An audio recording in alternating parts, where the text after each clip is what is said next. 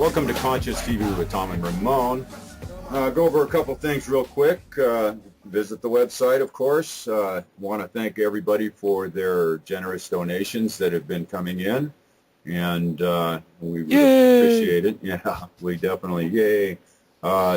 Conscious-tv.com is the website. You can check out all our old archive stuff, and there's some really good information on there. Ramon and I try to keep some of the more current news popping on our news section there, video links, et cetera, et cetera, et cetera. So stop by and check it out. Ramon, who have we got tonight? We got someone who has a very interesting story and one that I've looked into myself, but we'll let him talk about it. Stephen Sindoni is an author, filmmaker, and social activist. Stephen spent his time searching for answers to many of his history's unsolved mysteries. He is without a question a real-life Indiana Jones in his quest to uncover the truth. Stephen, welcome to the show. Hi. Thank you very much, Mom. Stephen or Stephen? Because I hear some people call you Steve. Okay. Well, it's. I like the pronunciation Stephen, but it could be Stephen. I mean, it's either or, tomato, tomato. But for today, it'll be Stephen. All right. You got Cool. that down. So, Stephen, the legend of J.C. Brown. That is a fascinating story. So, what got you into researching this? Well, in 2007, Tom, I was just finishing a screenplay. I had written 3 comedies, and I was looking for a challenge. So I went on the internet, and I decided to search for any interesting stories that I could write about. And it was then I stumbled upon The Legend of J.C. Brown. It was an excerpt from a book written by Emily A. Frank called California's Mystic Mountain, Mount Shasta. So I became fascinated by the story, and then I decided I was going to spend 2 weeks at the New York Public Library to investigate the legend. Now, for those of you who don't know about the legend, I'd like to take a couple minutes here just to set it up. It's a baffling story about a man by the name of J.C. Brown, who in 1934, at the age of 67, appears in Stockton, California. The old-timer spins a tale about a lost treasure he found 30 years earlier in 1904 while employed with the Lord Cowdray Mining Company of England to the editor of the Stockton Record newspaper. So here he is. This older man shows up in 1934 and to the editor's office in the Stockton Record, and he claims that he has found, a lost civilization. So the newspaper man, the editor, then takes J.C. Brown to meet Harry Noyes Pratt, the curator of the Hagen Memorial Museum. Mr. Pratt then gives J.C. Brown a list of people who might be interested in Brown's story, among those John C. Root, a retired printer. So now John C. Root, the retired printer, who lives at 1784 North San Joaquin Street in Stockton, allows J.C. Brown to use his home, and gradually they organize an expedition which is formed with the purpose of participating in and exploring Brown's caves that he found in 1904, where he claimed to have discovered a tunnel in the Cascades Mountains leading to relics of apparently a lost race. So, now I read that when he was putting this this expedition together, that he'd gathered quite a few people together, and Yep. that Exactly. Well, that yeah. none of these people had to put out a dime. Did he actually? Well, go into the. Well, yeah. What went through there in Stockton, and the mystery around the disappearance and all that stuff. Sure, I'll go through that right now. Well, so for now, the meetings were held at the home of the group's organizer, John C. Root. And J.C. Brown's story originally expanded to such an extent that the meetings were now held twice a day for 6 weeks. The followers grew to about 80 in number, and which included many prominent people. You had the newspaper editor of the Stockton Record, Harry Noyes Pratt, the museum's curator, several scientists, a retired printer, and solid citizens. And many of the followers believed that the cavern held a secret to the lost race and continent of Lemuria. In J.C. Brown then, at the meetings, this is what he states. I'm going to go through that, and then I'll explain about the money, about how much he took or did not take.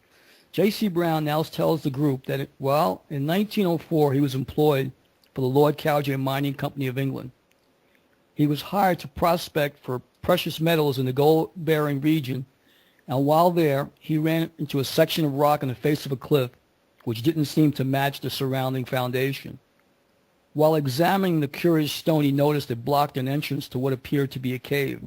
Brown, a geologist, thought the entire scene was unnatural and began to dig out the mouth of the cave, which is full of debris and vegetation.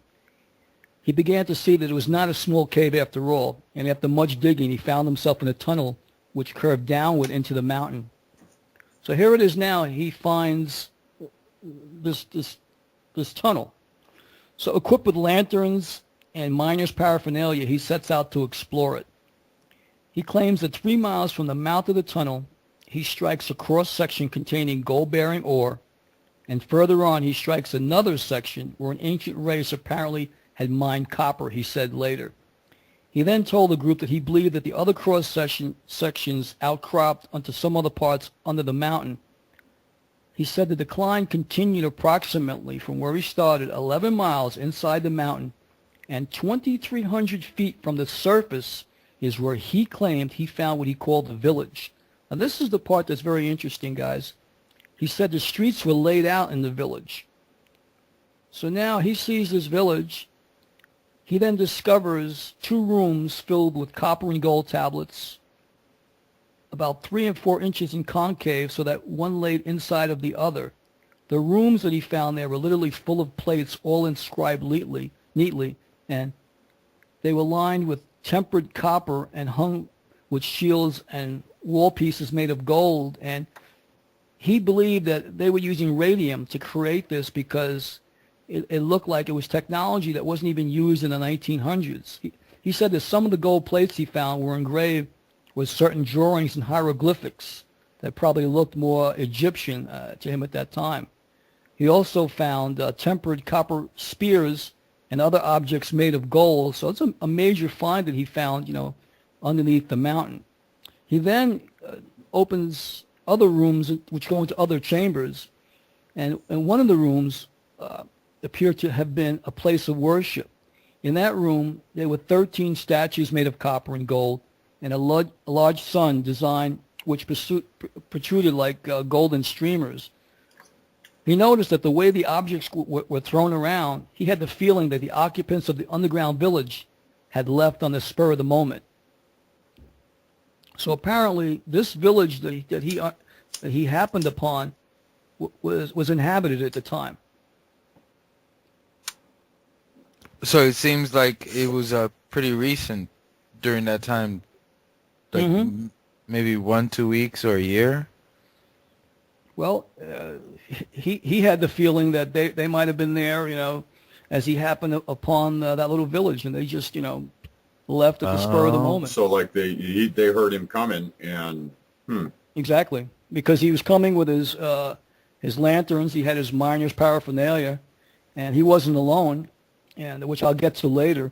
But then he came upon a very macabre scene. In one long room, they were laid out at angles to the wall, 27 skeletons, which wouldn't be a big deal for most people seeing a skeleton, but the smallest of which was 6 feet 6 inches, and the tallest was more than 10 feet tall.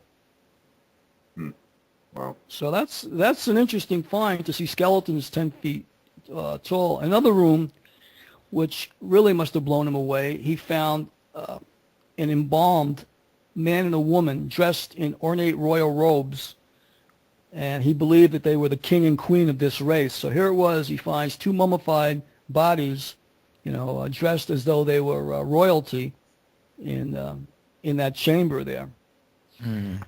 Brown goes on to say he spent, days exploring and studying the hieroglyphics that he had found.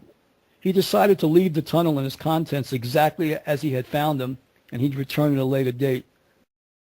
But first, he cleverly concealed the entrance of the tunnel, and he marked it on his map exactly where it was on the mountain.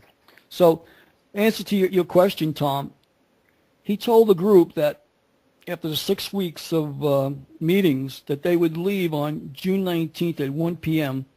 to go to Mount Shasta to dig out these treasures, and that there were 3 caves in total, and in 2 of the other caves, for the people that would come with him to help catalog the items, he would then make available what were in those 2 other caves for them. So these people sold their possessions. They all were on the bandwagon to go up to Mount Shasta with him. 80 people waited that morning on June 19, 1934 for J.C. Brown at the designated time. He didn't show up. People waited all day. They waited all night. Finally, the following day, they called the Stockton police, and they did an investigation. But no trace of J.C. Brown could be found. He just completely disappeared. The 80 people who waited in vain for him told the police that they believed in the authenticity of his story, and they believed in the existence of the vast tunnel in Mount Shasta that was filled with golden artifacts. So now the police asked, well, how much money did he take from any of you? And the only thing that they could come up with is that while he was in the federal shelter, he had borrowed $5 from one of the men.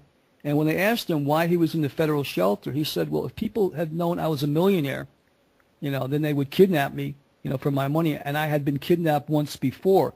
So here it was. He was telling them, hey, I'm a millionaire. I'm incognito. I'm here at my expense. I'm going to take everybody up to Mount Shasta to unearth, this great archaeological find at my expense. And then he mysteriously disappears. So after reading this, I was, intrigued by what I just read. I said, you know what? I wrote down all the clues that I had learned about the legend, and I decided to go to the New York Public Library and spend at least a month to do my own investigation and see if I could solve the 73-year-old mystery surrounding the man known only as J.C. Brown. And you found something pretty interesting about J.C. Brown, didn't you? Oh, yeah. Well, the first question that we all have, and I'm going to lay this out as, how my mind worked. I says, okay, I've got 7 or 8 clues. The first question I had to ask Ramon was there a man named J.C. Brown? So I did some digging, and the answer was no. I wasn't able to find anyone in the United States named J.C. Brown. So right there, I says, well, maybe this isn't going to go anywhere. So the next question I asked was, did the Lord Cowdray Mining Company exist? Was there a Lord Cowdray Mining Company? So the funny thing is, I went on Google when I'm at the library there, and I Googled it, and lo and behold, there was a Lord Cowdray Mining Company of England. So now I got my first break there. So my second question I asked Ramon was the company named after the owner himself? Was there a Lord Cowdray, And the answer was yes. So now I had to go and try to figure out, okay, well, there was a Lord Cowdray. Who is this man? Is this the same man who shows up in 1934? I don't know.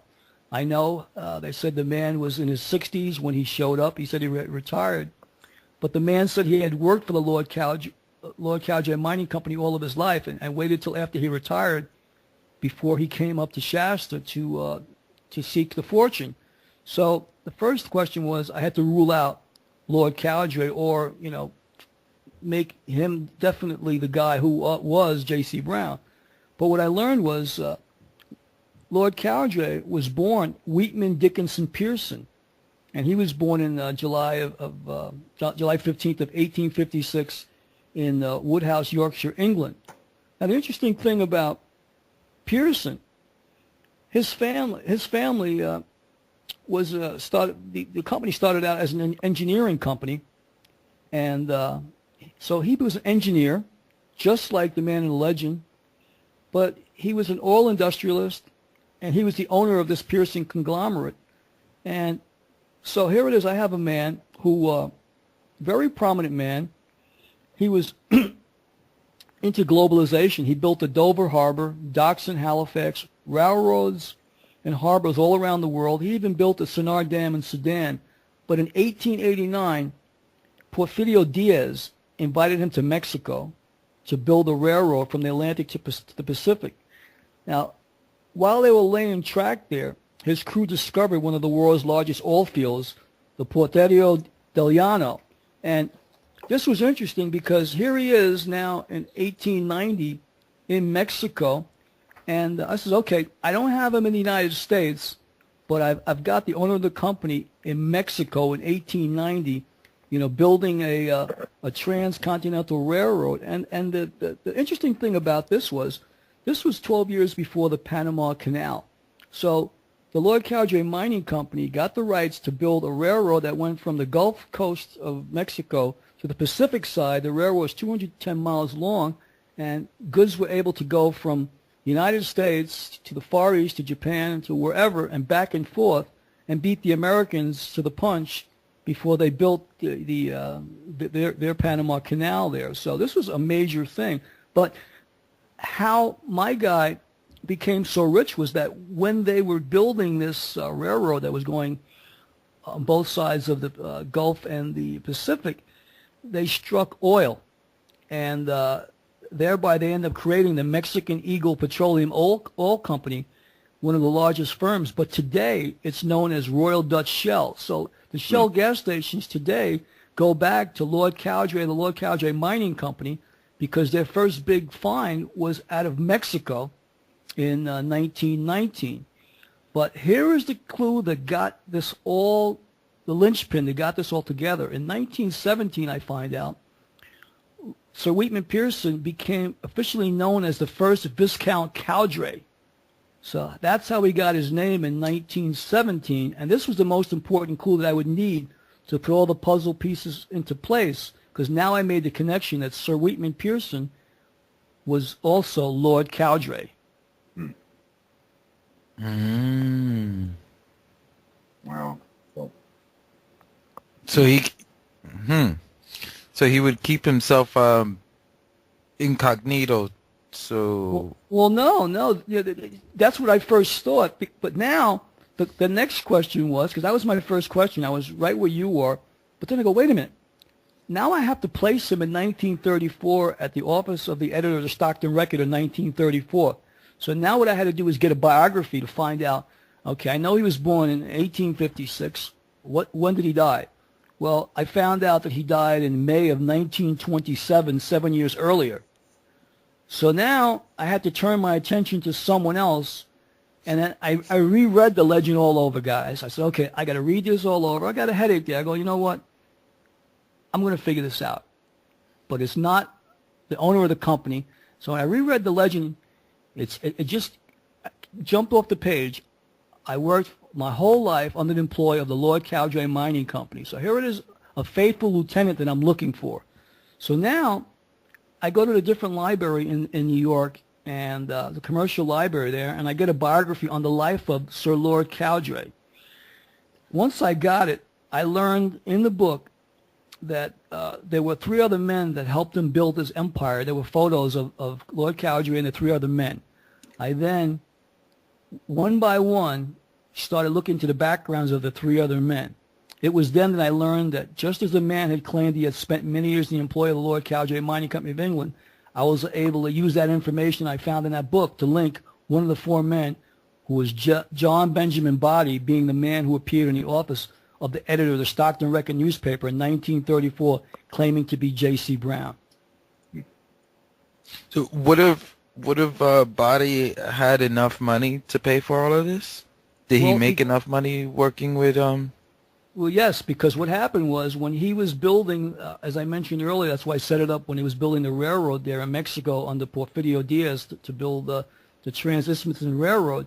When they struck oil, being he was the senior guy on that job site, he became very rich, very, very rich. Lord Cowdray made him a multimillionaire after that oil find in Mexico. So those 20 years, he became a multimillionaire. So by the time he shows up in 1934, he claimed to be already worth $40 million. Lord Cowdray, his boss, when he died in 1927, he was worth over $300 million, and it was claimed to be the sixth richest man in the world in 1927. Wow.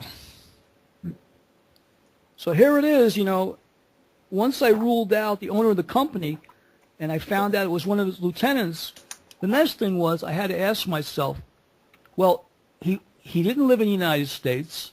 He wasn't born in the United States. He's worked in Mexico all his life. How did he find the time, or what brought him to Mount Shasta or the area to search if he was domiciled, working, and living in Mexico? And I put it up to my higher self. I said, what do you think? The next day I was guided to go back to the library, and I decided, well, you know what? Let me look at border crossings through the United States, Mexico, or Canada, and see if I can find Sir Lord Cowdray, or his real name, Sir Wheatman Pearson, and J.B. Body, or anybody else that I found in that biography, in that book, coming in through Mexico or through other ports of entry to the United States around 1904, 1907, similar dates that were claimed in the legend. And then, so interestingly enough, when I went and I looked at the border crossings, bullseye, I was able to find Sir Wheatman Pearson coming over the border in 1903 with J.B. Body, W.E. Sayers, and Robert Adams.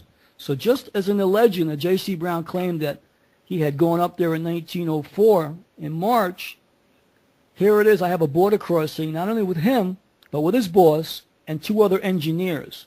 Then I looked further into border crossings. In 1907, J.B. Body comes back, and now he brings in three other civil engineers with him named C.M. Yeomans, John McLaughlin, Fred Kleisner, and he also brings in a fourth man, John Gilmartin, who was his personal valet. Guys, nobody brings in a personal valet with him unless they're a millionaire. So here it is. Yeah, I knew I had the guy. Now now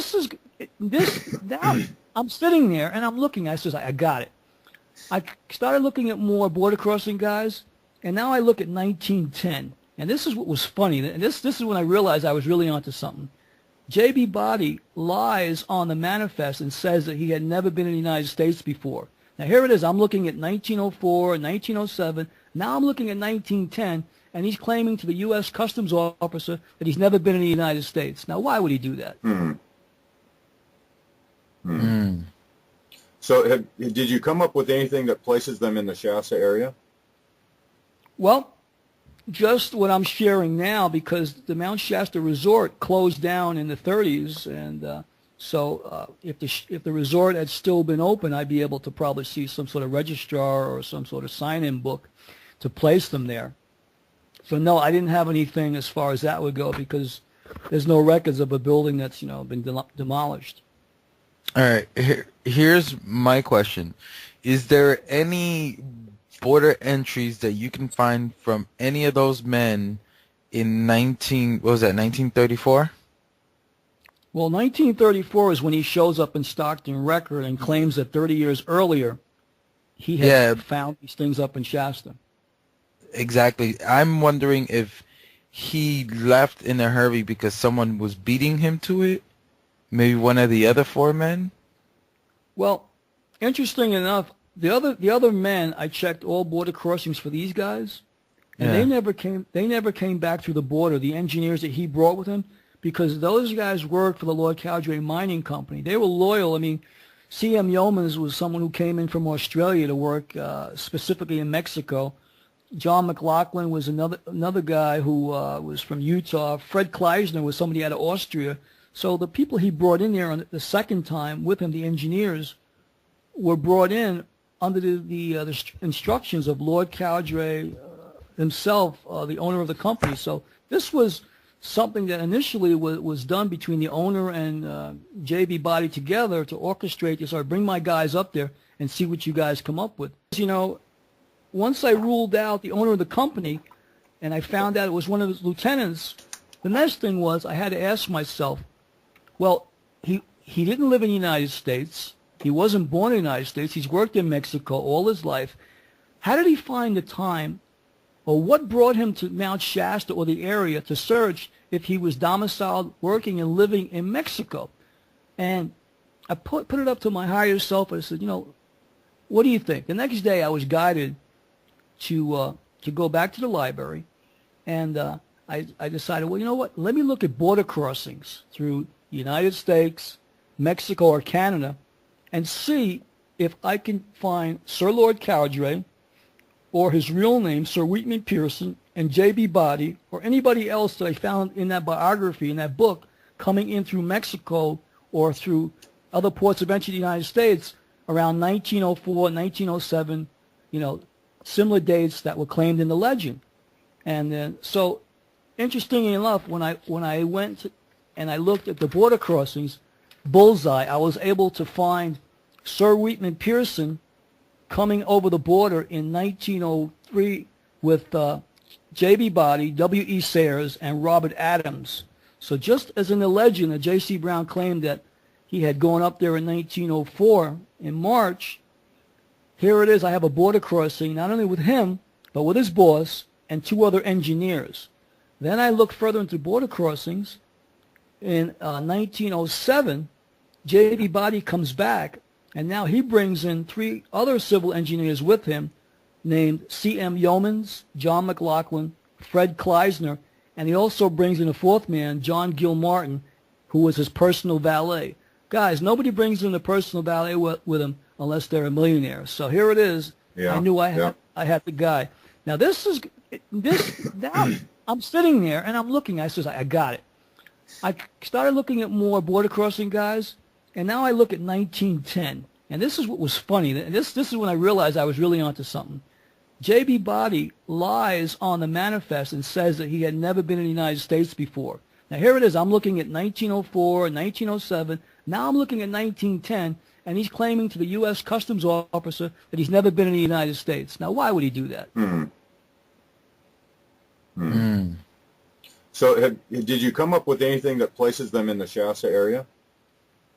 Well, just what I'm sharing now, because the Mount Shasta Resort closed down in the 30s, and so if the resort had still been open, I'd be able to probably see some sort of registrar or some sort of sign-in book to place them there.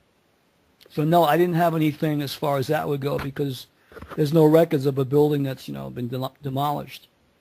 All right, here's my question. Is there any border entries that you can find from any of those men in 1934? Well, 1934 is when he shows up in Stockton Record and claims that 30 years earlier he had found these things up in Shasta. Exactly. I'm wondering if he left in a hurry because someone was beating him to it. Maybe one of the other 4 men? Well, interesting enough, the other men, I checked all border crossings for these guys, and they never came back through the border, the engineers that he brought with him, because those guys worked for the Lord Cowdray Mining Company. They were loyal. I mean, C.M. Yeomans was someone who came in from Australia to work specifically in Mexico. John McLaughlin was another guy who was from Utah. Fred Kleisner was somebody out of Austria. So the people he brought in there on the second time with him, the engineers, were brought in under the instructions of Lord Cowdray himself, the owner of the company. So this was something that initially was done between the owner and J.B. Body together to orchestrate this, or bring my guys up there and see what you guys come up with. So, I mean, this was done through the company initially. Now, what was interesting then, in 1911, Lord Cowdray again accompanied J.B. Body back over the border, Laredo, Texas border in 1911. So the owner of the company not only comes in first in 1904 with J.B. Body, but he comes in again in 1911 to come back up to Mount Shasta again. So here it is. He's an active part in this in the first 7 years, after the discovery of the tunnel. I'd like to find the stuff that they actually took out of there, because I'm sure that they couldn't have just not taken anything. Well, you know what I mean? Well, when this story was told to these 80 men there for the 6 weeks in John Root's home in 1934, Harry Noyes Pratt, the curator, demanded that J.C. Brown show him something, from this find, and so J.C. Brown told the museum curator that he would show him some contents that he had that was located in a vault in Laredo, Texas. Now, at the time, I did some research on this. There was the Laredo, Texas National Bank was on San Bernardino Avenue, which wasn't far from the border crossing where he crossed over. So he had a bank vault, I believe, in that bank, and that's where he had stashed some of the important papers and the things he found. And because he had come over the border there about 13 times that I have a record of, he picked his spots as to what he brought back over the border back into Mexico, I believe. So this all starts to add up when if he tells this newspaper guy that it's something at a bank in Laredo, then everything's starting to fall together here. Yeah, well, he didn't mention Laredo specifically. He mentioned in Texas. Texas. But well, still, I was able. that's, yeah. Mm-hmm. So Laredo, Texas. That bank was founded maybe like 8-9 years before he had gone up to through the border there. So I mean, that was the bank. There was no doubt in my mind that that's where he had this information, these pictures or treasure stash, whatever he had. Mm. See, this from what I'm hearing you say, I'm starting to think that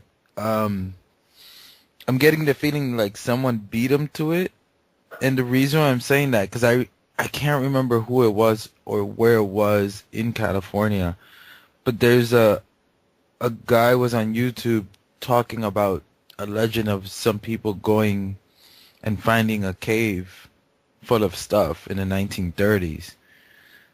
So I'm just wondering if any of the 4 men that were there were probably trying to beat him to it or something. Because we're talking about a lot of money and gold, so greed comes into factor. Oh, it's a big factor. That's why I look closely at the other 3 men that he was with, and on the first trip, and then the other 3 men that he brought in on the second trip to see if I could tie any of them coming back into the country, and see if they were the ones who went there. I mean, because like you said, there's gold fever. He claimed though that during those 6 weeks of meetings that he had been kidnapped once, and he barely got away with his life. And he had said that after he told his wife and his in-laws about what he had found 30 years earlier, or after that, they all wanted to go back to Shasta, to dig up what he had found. And mysteriously, they started dying one by one. And he also had an accident which was very serious, which he didn't elaborate on, but he claimed that he had been followed on many occasions, and didn't say who they were. But I'm sure that people didn't want this secret to come out, and they did not want him coming into the country to change the existing paradigm at that time. Yeah. So you believe you've done some searching up there yourself, up on Shasta yourself. I'm going to get to that now. Yeah. So after I discovered all this on paper, I contacted the Stockton Police Department, and I informed them that I could solve the disappearance case of J.C. Brown. I was told by the police officer that the case was closed, but that I should contact the newspaper who put out the article on June 19th of 1934, and I was put in touch with a columnist by the name of Michael Fitzgerald of the Stockton Record. I put a call into him, and I shared my findings with him. I was able to provide him with accurate information without even having a copy of the original newspaper that was published in the Record on June 19, 1934, regarding the disappearance of J.C. Brown. After I gave him this information that there's no way I could have known, he sent me back a PDF file of the actual stories that were written, and then I was able to get more information. But at that time, what I learned after was that he claimed he was worth over $40 million. So that piece of the puzzle I didn't have. I had just about everything else, but the columnist was, interviewed me immediately because he couldn't believe that, like, I had put together this, and laid it out in a very pretty much easy format for him to follow, and him having the article there, he was pretty much convinced that I had to be on the right track. And then after that, did you head over to Shasta, or were you still? Well, right after that, I decided, well, you know what, I'm going to go public. So I ended up going on Coast to Coast with George Norrie, and shared it with George. And then I got a lot of people hitting my website. I've got emails, and then I got contacted by a viewer who sent me a CD about Mel's Hole and said it might be something to do with my research. I ended up coming out to the West Coast and started looking for, the tunnel myself. But what was interesting is in November of 2008, I was sent an email from a man named James, who I later became friends with after he listened to my interview with George, as I mentioned on Coast to Coast, and he emailed me a story. And this is what was the clincher. He emails me a story written by a man who claimed that he had stumbled upon an unusual basalt volcanic rock formation that led to an underground civilization lit under Mount Shasta that he called Telos. Now, I had never heard of the name Telos, but this email was very interesting. The article was written by a man known only as Brad. But this guy, Brad, claimed that he and his daughter were hiking in the ancient volcanic mountains of Dunsmuir, California, walking off a heavy Thanksgiving dinner from the day before. Now, this is in November of 2008. So after they're walking off this dinner, something extraordinary happens. While they were hiking, they were discussing the folklore surrounding the Mount Shasta region and a Lemurian civilization said to be living in a massive cave city within the volcanic mountain. As Brad and his daughter rounded a corner, they came across the rugged basalt rock with two doors. They stopped and took photos of these doors, when suddenly a tall figure wearing a long robe greeted them, speaking with a British accent. Brad and his daughter asked the man where he come from, because he startled the both of them, and the man replied, from inside the mountain, the city of Telos. Now here is a man wearing a robe, a tall figure, just comes out of nowhere. And then the man said that they had found one of the back entrances to Telos, and then he graciously invited both Brad and his daughter into the entrance. Now, Brad and his daughter, they were curious, but of course they were both frightened, and they declined the man's offer to go inside of the mountain with them. The figure then, as quickly as he arrived, disappeared, but before leaving, he swore Brad and his daughter both to secrecy, never to reveal the location of the doors to Telos. Brad concluded the story by stating that until this time, he and his daughter considered the Lemurian civilization to be mere folklore.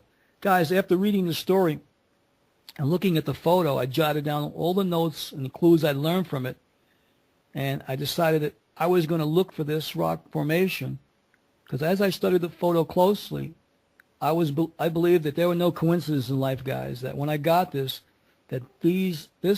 rock formation with these doors was where J.C. Brown claimed that he went into to go underneath this and find the lost treasure under Mount Shasta. So I believe I had a photo, and I was going to now come out to California and look for this unusual basalt rock formation. So now, for a year, guys, I've gone over the clues. And it was my theory that Lord Cowdray and J.B. Body stumbled upon this rock formation by accident while vacationing at the Shasta Springs Resort in Dunsmuir, California. And when I came up with why I believe they went out there, I then researched the history of the Shasta Springs Resort, which is located about 3.5 miles north of Dunsmuir, California. And picture this. You got two men, very, very wealthy. One's worth about $40 million. The other's worth about $300 million. They decide they're going to go take a break from their work duties, go into the United States, and they go up to the Shasta Springs Resort and drink the bubbling water there, because the resort was famous for the drinking of Shasta water, because it was reported to have beneficial results, and it was used as a remedial agent. So here it was, they're up there drinking the carbonated, sparkling mineral water up there. And I believe that while they were up there, that they found, walking on the grounds of this property, this unusual rock formation. So armed with this information, I decided that I was going to go, to the Dunsmuir area, and I was going to look for this man, Brad, who claimed that him and his daughter had found these doors, and that's what I did. I went up to Dunsmuir, and I was able to start asking questions like a detective would, and I was able to find out Brad's identity, and then had Brad emailed by a friend of mine, and then he confirmed the information about what happened with him and his daughter, but he added to it that the doors close off lava tubes that go northeast towards Mount Shasta, and these tunnels bring glacial waters from Mount Shasta to Dunsmuir. These same tunnels are also the source for the Mossbury Falls in north of Dunsmuir. So here it is. These lava tubes go for 11 miles, if not more, leading back to Shasta. So now I figured, okay, if I'm right, I'm going to find these doors. So I began hiking and exploring the area that surrounded where the Shasta Springs Resort was once located. On the second day of my exploring, I came across that strange-looking basalt volcanic rock that J.C. Brown had claimed he had found many years earlier. From the location of this unusual rock formation, it was approximately 11 miles from the base of Mount Shasta, just as J.C. Brown had claimed in his legend, and I am fairly certain, guys, that it leads to an underground city in the bowels of Mount Shasta.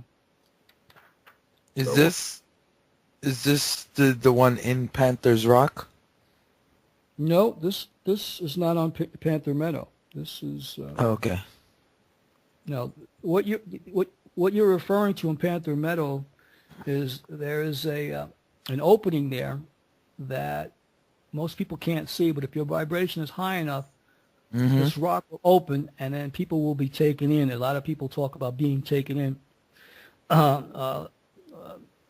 Telosians will come out, ascended masters that will take certain people in there, but the opening will only appear if the right conditions exist. It could either be through harmonics, it could be certain things, elements have to come into play, but there is other openings up on the mountain but they cannot be seen by the naked eye.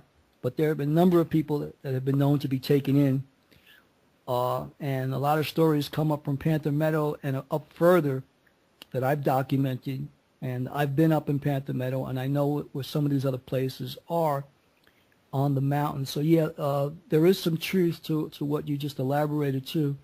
But those openings appear to be more an etheric nature, not in the physical 3D. It's more in the fifth dimension that you're referring to. So I wonder what it would take to get an actual the permits or whatever it would take to do some sort of an excavation or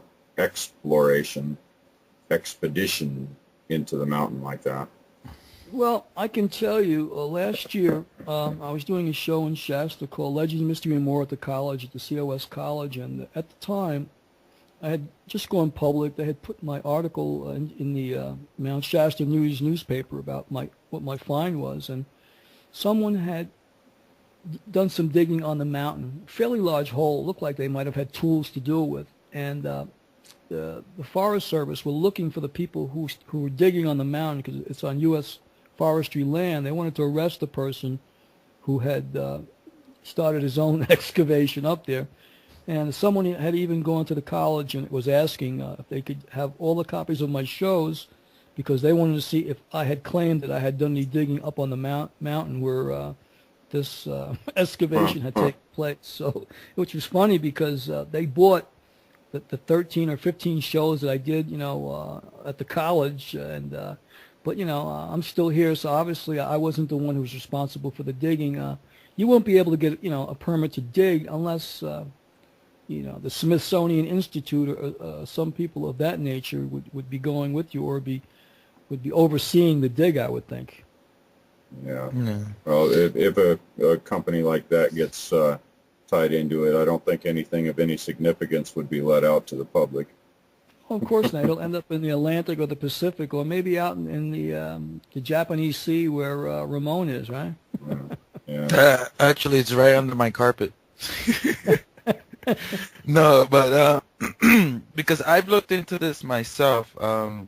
The first time I heard your story, I remember I sent you an email and told you about Panther's Rock. Yeah, Panther Meadow, right? And so I was reading up on all these different legends and all these different claims of people, and even of people who supposedly live in Shasta that are Lemurian, but they, change themselves up.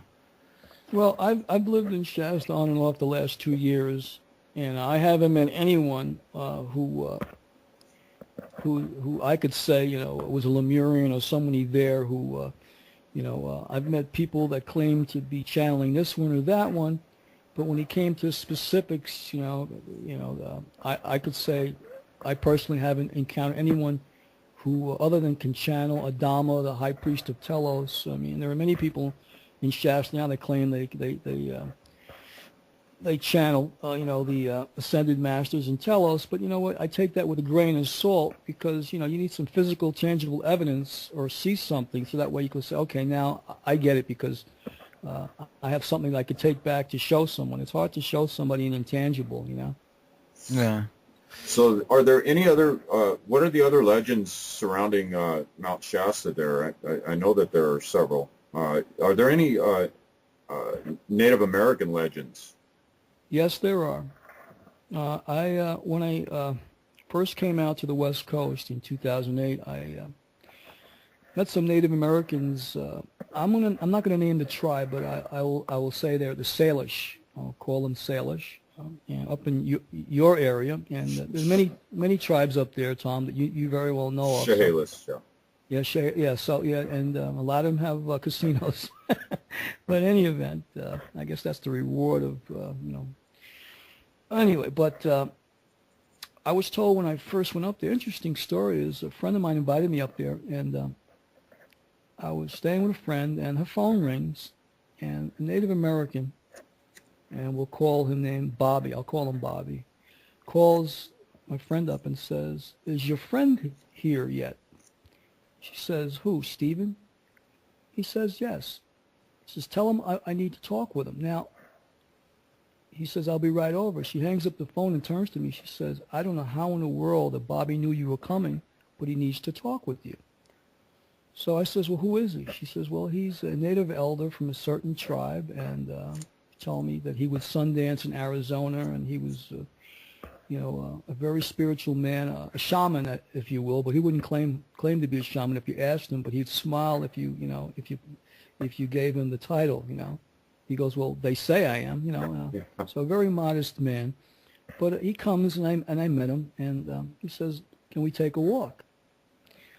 So we go take a walk, and he says, "I was told you were coming." I looked at him. I'd never seen him before. He had long hair, just like a Native American would, and he said, "Behind you is Archangel Michael, Saint Germain, and the High Priest of Telos, Adama." I looked at him like, my hair on my neck, raised. And he goes, "But I was sent here to protect you." I go, "Protect me?" He goes, "Yeah, because," he says, "there are a lot of people that don't want, your discoveries to come out. So he said, but I need to share some things with you." So he then went and shared with me the oral history of his people. And he said the native stories is that his people had come out of the mountain, and his people were out of Mount Rainier. But he says Rainier, Shasta, and all the Cascade Mountain ranges is where all the people came out from the hollow earth, and they are descendants of these people. And he called them the Tall Ones. And he said, so I asked him, to describe them. He said, well, his grandparents would tell him about them fishing in certain rivers, and they were 7 to 8 feet tall, if not taller. They wore buckskin, long hair, and he said that they were known to come out, and then if people went near them, they would dematerialize. He said they all had the power of to change from the 3D to the 50, and you wouldn't see them, so they could just dematerialize right before your eyes. And so he did say to me, he said that, everything that you say, because I had explained, what brought me out to California, he says, you're on the right track. He goes, you will find what you're looking for. He says, but he goes, my people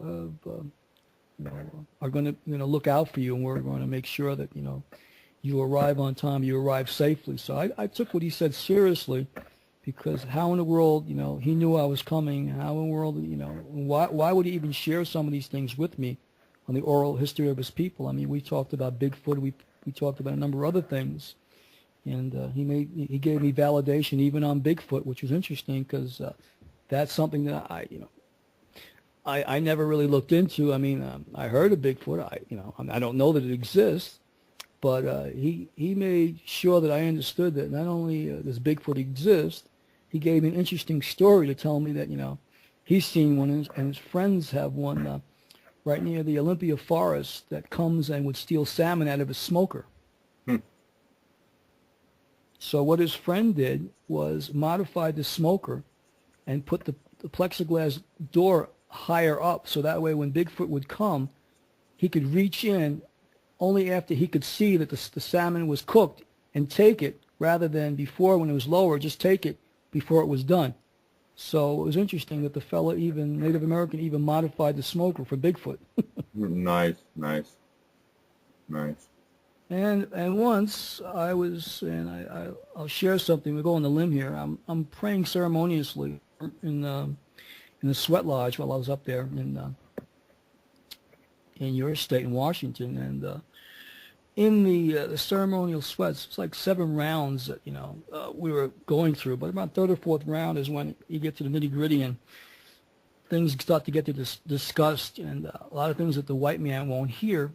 And one of the things they were praying for was for Bigfoot, that he would be safe and stay out of harm's way and not not be hurt from people trying to take him as a prize. So I mean, with my own ears, I was able to hear this. So it made me realize that what, here I am in ceremony for this to come out.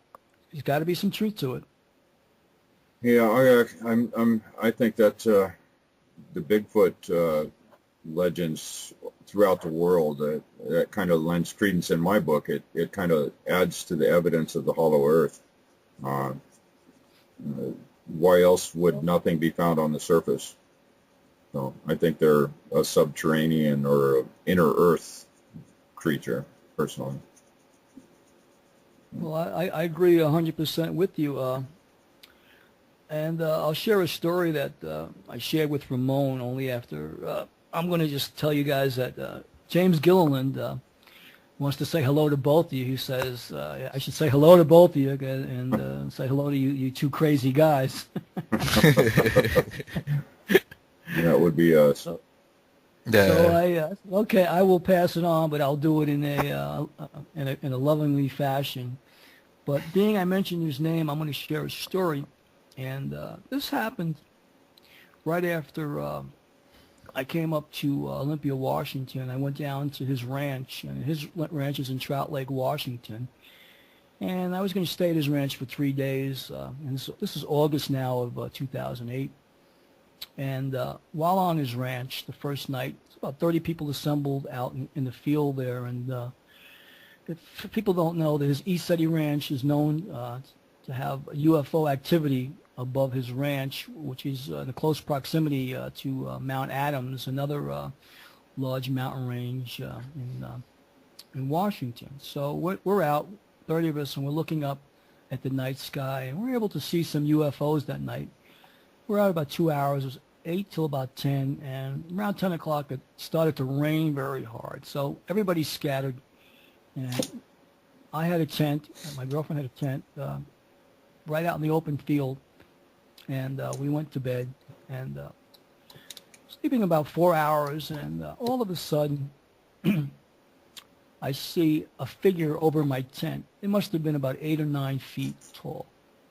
I see the shadow, this ominous presence above my tent, and I had the little zipper pocket in the front of the tent. I quickly zipped it open to see what was looming outside of my tent. I thought it might be a bear or what could it be, but it looked human the way it was, just posturing over my tent. By the time I opened the zipper, I couldn't see it in the darkness. So I got out my shoes, I got my flashlight, and as I came out of the tent, I heard the dogs barking on the property. I heard about 20 people just all yelling like, commotion, like something had happened. So I went out investigating from 2 o'clock in the morning, and I stayed up about 5:30. So me and this fellow, we were sitting out in the field there just looking like, what could that have been?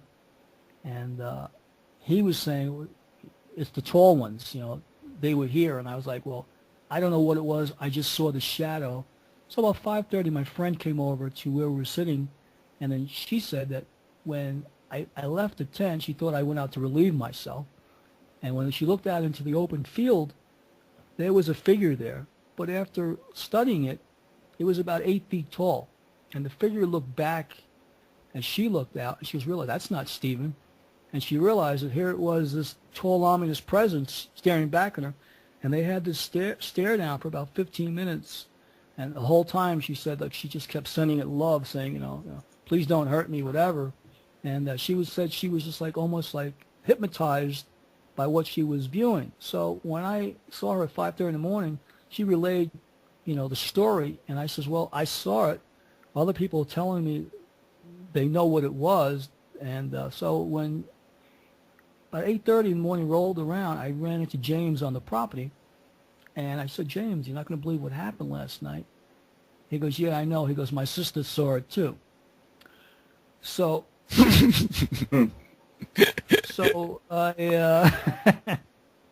least I had validation, that, it was something that was just, unbelievable. And I don't know how I would have reacted to it had I actually seen it, because it was 2 o'clock and I just opened the zipper. And, to have something staring at you like that, I mean, I could have had a heart attack. I don't know what happened, but I just know that, it wasn't of the world that I'm known to experience at the time. But I did get validation in the morning that, there are Lemurians and they're out there. And I guess,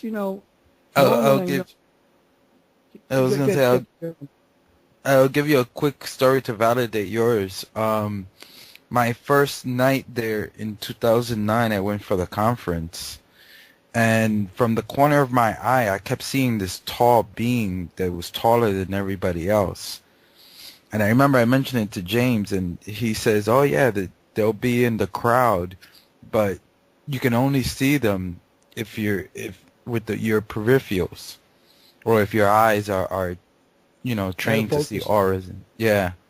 Mm-hmm. So, yeah, there's definitely something really tall up there, because you keep seeing somebody who's really tall, and then you look, and it's just the regular people, and then you're looking at the sky again, and. Well, I was just up in Oregon, up in Ashland, probably this summer, and I was talking to someone relating a story like I am to you guys about J.C. Brown and Lemurians. And this person was clairvoyant, and they looked around outside of the tent where we were talking. She said there were 3 Lemurians that were standing out there, curious as to what I was saying, and nodding in agreement like, yeah, I'm right. And I turned around. I didn't see them, but her and another woman who were listening, they both had seen them. And so they made themselves appear to them, but not to me. But they wanted to validate that I was on the right track. Nice. Nice. So Since we... So we're nearing the top of the our first hour here. We're going to do another hour with Stephen in our archives on the website. I want to give you a chance, Stephen, to talk about some of the projects that you got going on and some of the new stuff, and get out your website and et cetera, et cetera.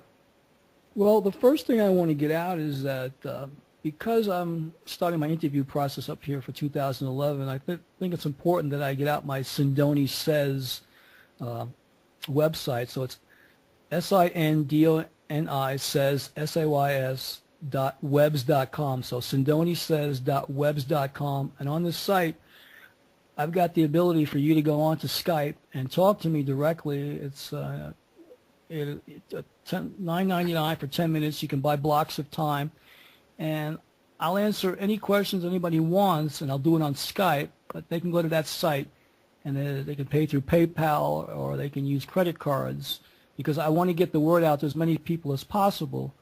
And because of the things that I do, it's not hard. It's pretty hard for me to have a 9 to 5 based on the things I talk about. So this is the way I want to generate income, and part of the proceeds would go to a nonprofit organization. So that's SindoniSays.webs.com. I also have another website. It's my name, Stephen Sindoni, with a P-H-E-N, Sindoni.webs.com, both on webs.com. That also gives you interviews. You can hear, I believe I have interviews with George Norrie. You can hear a coast-to-coast interview. You can buy products and merchandise there.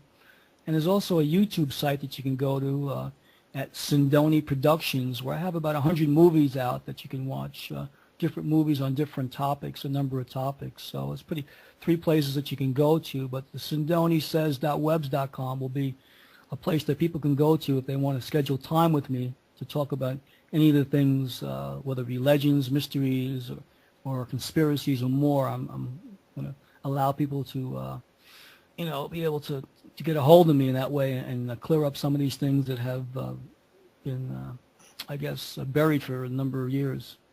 So we'll have all those links on the BBS, on our page on BBS, and we'll have them linked in the on the Stephen page on our website in the archives. Well, Yeah, that's you have awesome. to do I is really appreciate- click on his photo, and I'll take you right to his website. Oh, what were you saying, Stephen? Well, I thank you guys for allowing that to happen because, as I said, I mean, this information needs to come out, and I think it's time the masses get a wake-up call. Yep. So we're going to continue this in our archive section, and we're going to go into some of the inner Earth stuff and talk about a lot of the stuff going on there, some of the legends and things going on. The evidence for our hollow Earth. So I hope everybody pops on over and joins us on the website to continue this great interview. Yeah, and make sure, don't believe anything you hear. Do the research yourself. And if you research into a lot of the things we talk about on the show, you'll be amazed. Tom? Condemnation without investigation is the height of ignorance. So, And I always say, if believe in 50% of what you hear and investigate the other 50%, and then discern the truth for yourself. there we go. All right. Good night, everybody. We'll see you in the archives. Cool.